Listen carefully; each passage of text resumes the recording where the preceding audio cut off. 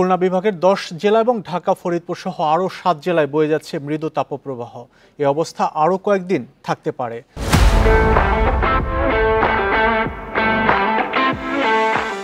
আবহাওয়া অধিদপ্তর জানিয়েছে, আজ সারা দেশে দিনের তাপমাত্রা কিছুটা বাড়তে পারে, তবে কমে আসবে রাতের তাপমাত্রা। এছাড়া চলমান তাপপ্রবাহ মাঝারি তাপপ্রবাহে রূপ নেওয়ার শঙ্কা রয়েছে।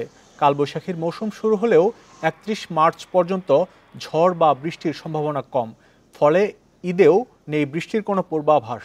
১ এপ্রিলের পর কিছুটা কমতে পারে তাপমাত্রা। এর ২ থেকে ৩ দিন পর আবারও বাড়বে তাপমাত্রা।